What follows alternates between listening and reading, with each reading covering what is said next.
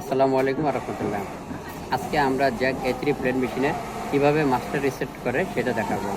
তো আমাদের এখানে তো এই মেশিনটা রিসেট করা যায় দুই ধরনের ভাবে। এখানে আমাদের হচ্ছে রিসেট বাটন আছে, এখান থেকে আমরা রিসেট করতে পারি, এবং এখান থেকে যদি রিসেট না হয় তাহলে আমরা মাস্টার রিসেট করতে পারি। তো আমরা দেখুন আমাদের মেশিনের স্পিডটা 2000 আছে, আমরা দেখায় নিলাম, এবং আমাদের ফার্স্ট ব্যাগ স্পিড এবং সেকেন্ড ব্যাগ স্পিড আছে। তো সেটা আমরা বন্ধ করে দিচ্ছি। আমরা ডিসপ্লেতে বন্ধ করে দিলাম এবং আমরা হচ্ছে সিজারটাকে অফ করে দিলাম, কারণ আমরা মেশিনটাকে চালিয়ে নিচ্ছি। দেখুন আমাদের থ্রেড কিন্তু কাটে নাই। তো এখন আমরা মাস্টার রিসেট কীভাবে দেয় সেটা দেখাবো।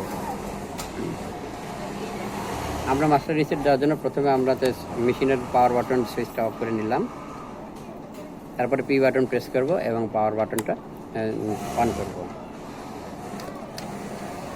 আমাদের মনিটর ডিসপ্লেতে 100 চলে আসছে। তো সেটা আমরা এখানে 165 তৈরি করবো। Left side right side button press করে আমরা ডিজিটগুলো পরিবর্তন করতে পারি, এবং প্লাস মাইনাস বাটন ইয়ে করে ডিজিটগুলো পরিবর্তন করতে পারি।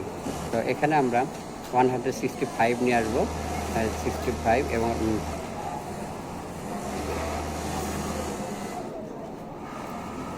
দেখুন এখানে আমরা 65 নিয়ে আসছি। এখানে আমাদের হচ্ছে 2109 আছে। আমরা এটাকে আমরা এখানে 2119 রাখবো। 90 রেখে আমরা আমাদের পি বাটন প্রেস করে ধরে রাখবো। দেখুন আমাদের মেশিনটা রিসেট নিচ্ছে এবং আমাদের মেশিনটা রিসেট হয়ে গেছে। যেমন আমাদের মেশিনটা রিসেট হয়ে গেছে, কারণ আমাদের first bag stitch, second bag stitch, wiper এবং আমাদের সিজার সব চালু হয়েছে। আমাদের মনিটর ডিসপ্লে দেখুন 3800 চলে আসছে, কারণ আমরা মেশিনটা চালিয়ে দেখাচ্ছি আপনাদেরকে। দেখুন আমাদের থ্রেড কাটছে ডিসপ্লেতে। তো আমাদের মনিটর আমাদের মাস্টার রিসেট হয়ে গেছে। এটা প্রোগ্রাম থেকে আমরা মাস্টার রিসেট করছি। তো আশা করি আমার ভিডিওটা ভালো লেগেছে।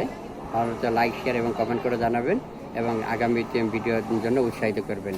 তো আসসালামু আলাইকুম, ভালো থাকবেন।